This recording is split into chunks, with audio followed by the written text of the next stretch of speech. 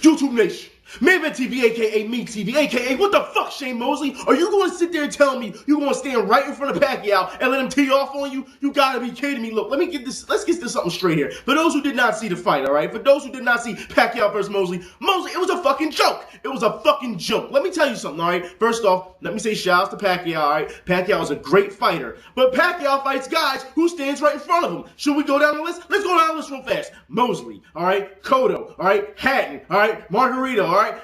De La Hoya. Look, any way you see it, those 5 fighters, all of them did what? Anybody? Anybody. They stood right in front of Pacquiao and thought that they were going to sit there and fight him. They wasn't sticking and moving. It's like nobody watches fucking tape around this bitch. You gotta be kidding me. I take Muhammad Ali right now, today, with Parkinson's. He moves more than fucking Mosely did the whole fucking fight. You gotta be kidding me. Look, this is how I see it, all right? Mosely threw all of 6, 7 combinations the whole fight. All right, no right hooks to the head. I don't understand what Mosely was doing. It was a fucking payday. It's a payday. That's what it was. That's exactly what it was. Floyd, you on the clock, bro. All right, you on the clock because as far as I see it, Mosely went around and said that he's never been hit that hard. He's never fought a faster fighter. Mosely stood there the whole fucking time. What do you expect? He's like a fucking rock. I mean, it's ridiculous, all right? So, of course, he treated him like he did Margarito, a human punching bag, all right? Let's do this, man. Seriously, let's get this over and done with. Floyd got legal issues anyway. Let's get this fight in. Seriously, let's get this fight in. Anyways, let's move on. Let's move on. Woo! You can tell I'm fired up. I'm already fired up. Let's move on. Flyers. Yeah, Flyers. Now, look, guys. They got swept. All right? And what did I tell y'all? I don't want to keep saying I told you so, but the fucking goalie situation. Let me tell you something, all right? Real fast, all right? Because every time a Flyers goalie would lose, especially Boucher. Now, for those who don't know, like I said, once game 1 ended, because I went to game 1, all right, against the Flyers, when he gave up, what, 5 goals that game? Boucher came out, all right, at the post game and said, wasn't a big deal. Yeah. So giving up 5 goals wasn't a big deal. When he got pulled, what was that, game 3? And he gave up 4 goals? Yeah. He said it was disappointing. Yeah, this is the goalie we running with. This is the goalie we want to run with. And I said, and what did I tell you guys in the comments? After game 1, when Boucher said that, what did I say? I'll never support him again.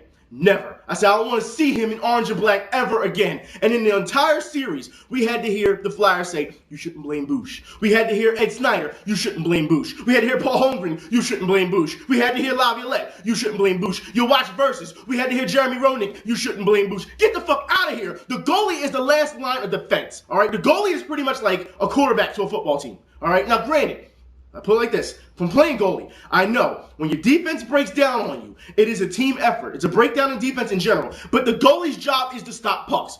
Bush couldn't do that. A lot of soft goals just kept coming through, and they keep saying, stop blaming the defense. No! We need a number 1 goalie. What you do is, and I'm telling you that now, because they're saying this, all these guys that are free agents and carrying on, let me tell you something now. All right, a lot of those guys, they're gone. We only have them for a year, which is kind of interesting. All right? But if you got to go get yourself a goalie, because they have to free up room, what you do is you package Leighton, you package Bush, you package fucking, what is it, Coburn? Yeah. Package his ass too. His turnover ass, yeah. Package his ass too package those 3 and go get yourself a good goalie, all right? Now, put it like this. Bob, you keep Bob. He's young. This is his first year because a lot of this, they're already talking in Philly. The Philadelphia Daily News and the Inquirer are already talking about how we should trade Bob. It's his first fucking year. He's a rookie. He's a rookie, all right? Keep him as your backup. It's that simple. A lot of people try to say, well, Richards is also to blame. Look, Richards has a wrist injury. It's a legit wrist injury. He will need surgery, but it's not that big of a deal, obviously, because he played all year through it, all right? Pronger had a herniated disc. I know how that feels. So, trust me, Pronger's hurt. He's hurt. That's simple. But it was interesting how, Flyers didn't want to tell anybody anything. You know what I mean? Oh, well, we can't tell you if Pronger's going to play between the hour or not. What the fuck? Either he's going to play or not. Just fucking say so. You think just because Pronger comes on the ice that the Boston Bruins will be like, oh my God, Pronger's on the ice. We can't play now. We have to, come on now, stop.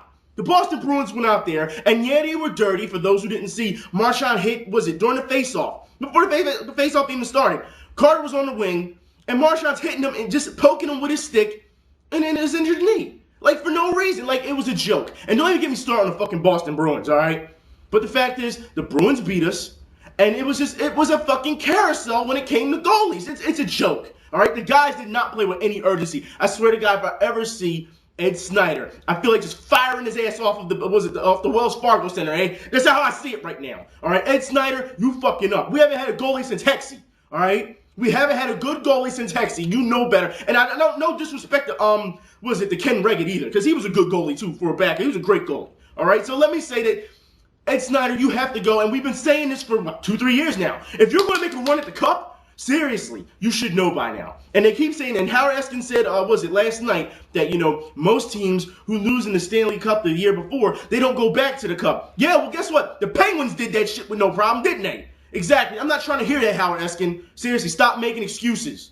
The fact is, that's all I've been hearing is excuse after excuse after excuse. And guess what? That's not Flyers hockey. That's not the Flyers I know. I know the Flyers. I know back in the day, Scott Mellenby, Tim Kerr, Rick Tucker, all those guys, they wouldn't have made excuses. They wouldn't have made excuses. They just manned up. Shel Samuelson, they'd have manned up and played. That's simple. I'm not trying to hear any more excuses. Flyers, I still love my team, but y'all fucking up. Get a goalie next year. I'll be there next year. Get a goalie. Get a goalie. Anyways, guys, I want to move on more NHL. For those who have not been watching, Sharks versus Red Wings. Red Wings came back. Now it's a 3-2 series. It's looking real good. The Lightning, congratulations to the Tampa Bay Lightning. Now y'all getting ready to go beat up on the Boston Bruins. I do not think the Bruins, yes, they're strong, but they're not as fast as you guys, and they don't have the fight, the fire that you guys have. I think you guys are going to go to the Stanley Cup. All right? Vancouver. Oh my God. Vancouver and the Predators. These games are so great. I swear, you guys need, if you have not watched it, please watch it, especially when they're in Nashville, because let me tell you, Vancouver fans went to Nashville, and apparently Carrie Underwood was there in the stands. Well, a guy brought a Carrie Underwood cardboard cutout and put a Vancouver jersey on her, and then had like this little speech bubble. It said, "I love twins," talking about the Sedin twins, and she got mad. They were showing her face. She was so mad. It's hilarious. It was hilarious. All right, that series is great as well. I'm telling you guys, the NHL has really stepped their game up when it comes to this. I'm just saying it now. And before I even go any further, all right, because even though we're out the playoffs, guess what? Buffalo fans, they are still complaining. That's right. Buffalo fans are still complaining. For those who don't know, check this out. Check this out. All right. Apparently, Flyers fans online are still laughing at the Buffalo Sabres. Even though we're eliminated, they're still going back with Sabres fans because Sabres fans can't take the round one loss. So this is what happens. Apparently, a blogger from Philly came out and posted, the Sabres family picture, and he didn't do anything bad to it, all right? Posted the Sabres family picture online and was talking about it. And apparently, Lindy Ruff, the coach, his son Brett Ruff, came out and notified the blogger. This is what he says.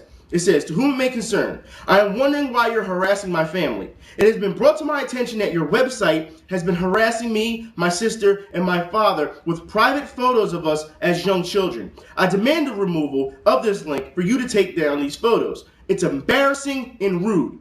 That's what he put. It's embarrassing and rude. It says Brett Ruff, Syracuse University. And the guy says, "Oh, you mean this picture?" And for those who haven't seen the picture, this is what he considers embarrassing and rude. Check this out. Now, how the fuck is that embarrassing and rude? Really, there's nothing wrong with the picture. But here's more. This is what the blogger's response was on the website or whatever to Brett Ruff. It says, "Okay, I just wanted to be sure this was the picture." It says, "Look, son of first-round loser," which is the greatest comeback ever. It says, "Nobody's harassing you. Your 22-year-old sister should be smart enough to know that with a public father, she should make her Facebook pictures private and not wear Flyers hats while your father's team is playing the Flyers in the playoffs."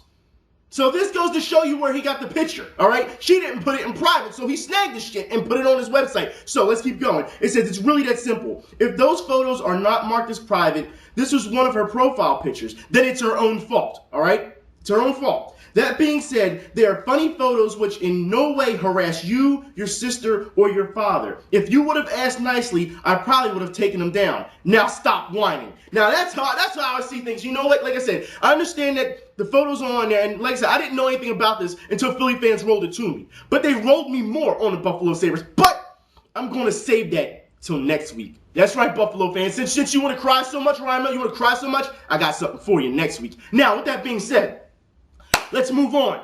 Basketball. Now, before I get started, I want to say this. All right? I want y'all to see this real quick. Look at this shit. Look at this. Sixer Savior. Are you fucking kidding me? Look, let me tell you Philly fans something, all right? How the hell do you sit here and cheer a team that was 500? They were 41-41 all year. That's a 500 team. Okay? Just because you had low expectations of this team doesn't mean it's a great team. Stop kissing Doug Collins' ass. Seriously, oh my God, for those who saw those games against the Heat, seriously, there were times they did just not adjust. Doug Collins did nothing to stop the baseline three-point shot. It happened all year. These guys don't know how to finish games in the stretch. It's a joke, all right? And now the talk is that there's a possibility that Andre Iguodala will be traded for either Rudy Gay or Chris Kaman. Yeah. Now look, Chris Kaman... You gotta be fucking kidding me. All right, you gotta be kidding me. Chris Kaman will be no different than a Spencer Hawes. All right, just an older version of him. That's all it is. You go out, if you want to get Rudy Gay, go out and get Rudy Gay. And they're saying, well, you know, he just came off of a knee injury and he had bad surgery. Go get Rudy Gay if that's the case. If you can get him, get him. Because the fact is, guys, you can always test free agency when it comes to centers and power forwards. But when it comes down to it, you need a scorer. And Rudy Gay puts up more points a game average than Andre Iguodala. It's that simple. And he's more consistent. All right, so please, if you're going to trade for Rudy Gay, go do it. Go do it. I have no problem with that at all. No problem. Also, the Lakers get swept. Now, look, guys. The Lakers get swept, and we were talking about this on the fan page. You guys are hilarious. I'm sitting there reading the comments and just laughing because you're talking about, I thought you said the Lakers is going to win the championship. The other guy's like, well, they just wanted to give, they don't want to keep winning. They got tired of winning this, that, and third. And then the dude's like, well, wait a minute. You told me they got tired of that ass raping? You told me they liked that ass raping, that 4-game sweep? No, they didn't like that 4-game sweep. And it showed it yesterday with their classless actions. Now, let me say this now, all right? Let me say this right now, all right? Lamar Odom, when he did the Dirk Nowitzki, that's not a big deal, all right? Little elbow, that's nothing. Dirk's soft as shit anyway. Dirk is soft, and I'm explaining this even more, all right? But what Andrew Bynum did to Barea, that is classless. Beyond fucking classless. And as far as I'm concerned, that warrants a suspension. If you want to send a message, don't fine him. No, because they say, just fining him and letting him go, that's nothing. He's going to pay that fine. He's going to eat that. That's not a problem. All right? But if you want to send a message, you suspend him. And when you suspend him for 20 games. All right? Barea could have easily landed on his arm wrong and broke his arm. He could have hurt his career. Seriously, that is so classless. And Magic Johnson came out and said, look, he said, that's no way how you lose when you're the Lakers. He said, when you're a Laker, you win with class and you lose with class. He said, and he insulted everything that the Lakers were about when he did that to Barea. Now, with that being said, Magic Johnson, shut the fuck up. All right? Because the fact is, Magic Johnson, you were the same guy who went around and talked shit about Isaiah Thomas behind his back. Talk about he's gay, this, that, and third, and had all those rumors. You started that. You started that. And that was supposed to be your best friend. So I'm not trying to hear anything, Magic Johnson. On top of that, you constantly discredit the Lakers. You always talk about how Kobe Bryant isn't that good. He's not the best player anymore. You've been saying it for 3 years now. And every time the Lakers went and win a championship, here you come back. I'm sorry, Kobe. I'm sorry, Kobe. Just shut up. Just shut up. All right? Just shut up. But the Lakers were so fucking classless. You know what? And I'm not going to call them thugs and this, that, and third. I'm not. Because we have enough of that being said in the league. You know, the Denver Thuggets and this, that. And we have enough of that. All right? But the Lakers, what they did last night was piss poor. They didn't come to play. Kobe didn't come to play. Gasol, just trade him. Just trade him. All right? Just trade him. He's a bum. All right? It's really that simple. He's not good. It seems like ever since he got to LA, he's just I guess he's getting caught up in the LA life. I guess that's what it is. I don't know.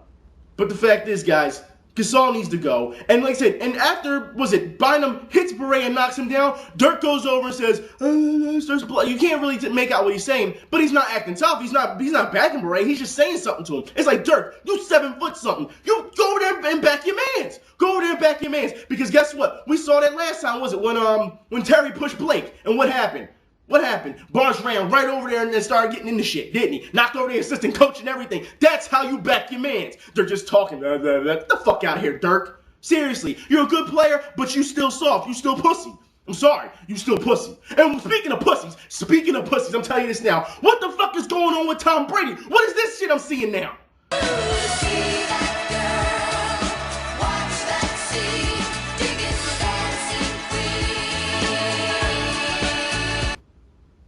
What the fuck is that, Tom Brady? I'm not understanding. What is that? What is this? What the fuck is that, Tom Brady? What is you doing? You're a Pro Bowl quarterback. What are you doing? Seriously, and then on top of it, people are already questioning your manhood after the interview.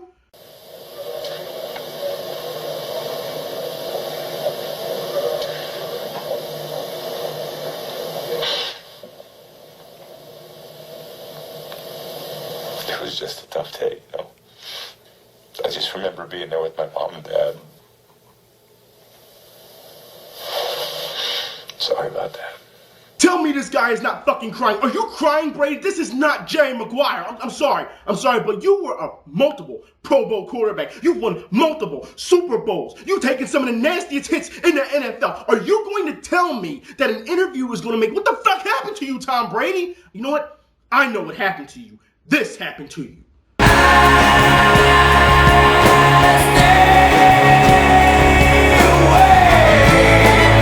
Now, before anybody thinks I'm hating, I can understand how women can change you at times. I understand that. So Brady's in a little funk right now. But I'm happy for Tom Brady for getting Giselle. But out of all the Victoria's Secret models that you could have picked from, I'd have went a different direction. For example, take sexy-ass Adriana Lima. She's sexy as all hell, y'all. But she went and married this guy. Fucking pansy-ass face mask wearing fucking Marco Jarrett. You gotta be kidding me. He always seems to be lost off and on the court. I don't understand the attraction. Yeah, douchebag, you got your jersey on wrong. But I guess it is what it is. There's nothing you can do about it. But I want to stay on basketball real quick because I want to say congratulations to Derrick Rose. Or should I say Allen Iverson Jr. That's right. Because the Bulls, I'm telling you now, the Bulls are nothing but the Sixers. That's all they are when they had Allen Iverson. If you watched the game yesterday, that's all it was. It was Derrick Rose. Now, let's say Derrick Rose is shooting, what, 40% from the field? But no one else is doing anything. They're standing around and watching them. Won't you understand? All right? And the thing is, Allen Iverson, when he did it, he really didn't have anybody. The Bulls actually have pieces. And who the fuck thought that Kyle Korver could stick Joe Johnson? You have to be kidding. Look, Tom Thibodeau, you won Coach of the Year, but that's the dumbest thing you could have done is put Kyle Korver on Joe Johnson. You gotta be fucking kidding me. He can't play. We know from Philly he couldn't play any fucking defense. That's why we got rid of his ass and his contract. Because he was getting, what, 26 mil? 26 mil to do what? Catch and shoot? That's all he could do. Look, I'll put it like this. You should limit Kyle Korver's minutes. Limit it. And I know Bulls fans are saying, but they're already limited. Well, you limit the shit some more. What the fuck is wrong with you? You have to understand, you have to treat Kyle Korver like you treat Luke Walton. You saw what they did last night. Was it when the Lakers lost? They said, last shot of the game. Here, Luke, take a shot. That's the only shot he's going to get because they knew he was going to miss. And he still fucking missed. It's the same thing with Kyle Korver. Yeah, he can shoot at times. He's a streaky shooter, all right? But he can't do anything else. He has no other game. Nothing. He can't rebound. He can't defend. He doesn't go in for layups. He doesn't do anything but catch and shoot. That's all he does. And the thing is, the Bulls, no one does anything. I said before, what? Boozer needs to step up. Boozer ain't doing shit. No one's not doing anything. You're treating Lou out there, you got him, but you're treating him like he's fucking Aaron McKee on the wing. It doesn't make any sense. None of it. It's one-man basketball. He just dribbles and just does what he wants to do. That's all it is. So the defense is, okay, let Derrick Rose get his, and no one else does anything. No one. So you have to make Derrick Rose play his heart out. That's all it is. And it makes him look good, but it makes the team look bad. Just saying. So Chicago Bulls, understand, the Atlanta Hawks, they have tied this series up. All right? They've tied this series up. You are in trouble.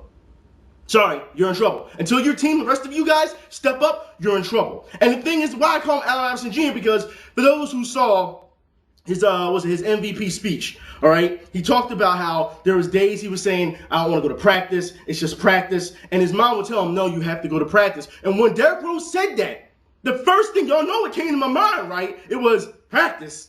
We talking practice. And that's exactly what Derrick Rose is. It's only a small matter of time before he turns into Iverson. A small matter of time. I'm just letting you guys know that. Now, with that being said, guys, I want to move on real quick to Boston, Miami. Now, look.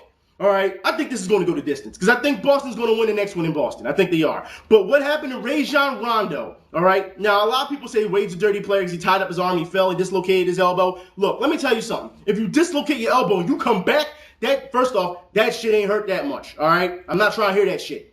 All right, dislocations will put you in some serious pain. You're not trying to come back unless it's off an adrenaline rush. There's no way you coming back that fast. All right, that's number one. Rondo is dribbling with one fucking arm. One arm. All right? So I want to tell you guys this. Anybody who supports the Miami Heat, at this point, you should be hanging your coach out to dry. I put it like this. The Miami Heat, how do you not adjust your defense? Seriously, the guy's playing with one right arm. He's not using his left arm, one arm. What does that mean? You D up, you switch your defense. You know if a guy has one arm, and he can only go right or center, what do? You D up just like this. You know back in the day they teach you, high school, college, what they teach you. You have the arm here just in case he wants to cross over, and you defend here anytime he decides he wants to go over. All right? Now if he shifts, then you switch over. That's all you do. When a guy can only dribble with one arm, and he can only go to the right or center, you force him to the left. That's what you do. You force him to the left. No way is Rajon Rondo going to do like this. and dribble to the left this way. It's not going to happen. He's going to have to use his left arm to dribble to keep the ball away from the defender. It makes no sense. The Miami Heat did not adjust anything when it came to that. And it just baffled me. Like, you got to be fucking kidding me. You have to be kidding me. All right? And we saw this not too long ago, was it? And Boston likes to play these little dramatics. All right? Because we saw this a couple years ago with Paul Pierce when he was hurt and he had the wheelchair, and all of a sudden, here he come back scoring fucking 20 points or whatever. It's bullshit. It's bullshit. It's entertainment. It's entertainment. That's what it is. All right? The Miami Heat should be ashamed for what happened. There's no excuse for letting one man with one arm beat you. There's no way. Yeah, he showed heart. Yeah, he showed hustle or whatever, but he didn't use his left fucking arm. Like, come on, guys. You gotta be kidding me. All right? And then this is what kills me about Boston, too, because I told you guys. I said, Boston is saving Shaq from Miami. Was I right? He came back. When he was in Boston, he came back. Now, look, this is what kills me. Shaq sits out all year with a calf injury. Okay? You got, Delonte West, who sits out all year with an injury. Okay? Now, they said already that Rajon Rondo with a dislocated elbow, which is fine. Apparently, he's in pain, but he's fine now. We'll play next game. Shaq with the calf, we'll play next game. Delonte West, all of a sudden, will play next game. And he's got a shoulder injury, apparently. So, all of a sudden, these guys have been sitting around on the sidelines, hurt all season, but yet they're still hurt, and now they're playing all of a sudden.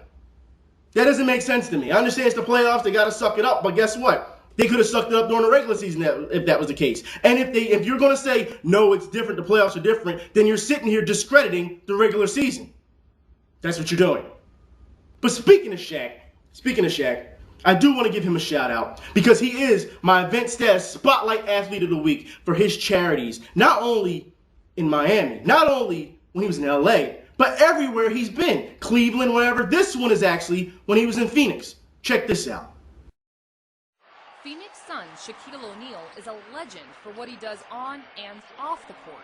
You know what to do. Action! Here he is in Phoenix filming a public service announcement for Child Help. Be strong. Stand tall. The nonprofit helps victims of child abuse and neglect. It's also one of the many charities Shaq donates both his time and money. USA Weekend once named him its most caring athlete. Shaq told us it all started when he was 9 and his dad stopped to help a homeless man. Gave the guy his food and then gave the guy his last $5. So I asked him, I said, how come you did that? We needed the food, we needed the money. He said, if you could ever help those in need, help them out. And that story stuck with me. Everyone said you just have to have Shaq. Child Help co-founders Sarah O'Mara and Yvonne Feddersen explain how Shaq's generosity couldn't have come at a better time. People that have made pledges in the past and honored them are no longer able to honor them. And so when people step up to the plate like Shaq, it makes a great deal of difference to a charity. The hope is people will follow Shaq's lead and give as much as they can. Even $5 and it would all add up and we'd really appreciate it. The director of this shoot was Casper Van Dien, lead actor in the movie Starship Troopers. He says it's when times are tough that the people charities serve need them the most. There's no reason not to donate time and money and effort. It's too important. My thing is if one big-time guy could do something in their city or wherever they're from, just one big-time guy could, just do something all over the world, and the world would be a better place. Christina Boomer, ABC 15 News. And like I said, if you have an athlete in your city that's doing charity and there's video of it, please send it to me so I give them the proper respect they deserve. With that being said, before I end this show, I need to talk about the Thunder versus the Grizzlies. That's right, the Thunder versus the Grizzlies. The Grizzlies is balling. Zach Randolph is balling. All right, he's balling hard. If the Thunder don't watch out, they may lose this series. And with that being said, Dallas may have the easiest road, possibly the easiest road in the playoffs we've seen in a long time. In a very long time, all right? Also, I want to give a shout out to 2K Sports, 2K Basketball. That's right, NBA 2K. Because when I'm playing NBA 2K, and I'm still hating it, y'all. I'm still hating my player. I really am. But the brackets for the playoffs when I was in the Sixers, it had the Thunder and the Grizzlies playing for the final spot almost. Damn near. And the Thunder beat out the Grizzlies to go on to the championship. That's what it said. When I saw that first, I was like, Thunder versus Grizzlies, get the fuck out of here. Who'd have thought? Who'd have thought? So apparently, 2K isn't that far off from predicting the future. All right, they had them in the third round matching up, but they met in the second round. The Thunder beat them. I'm just saying. Anyways, guys, I'll talk to y'all later. Y'all be safe. I'm out.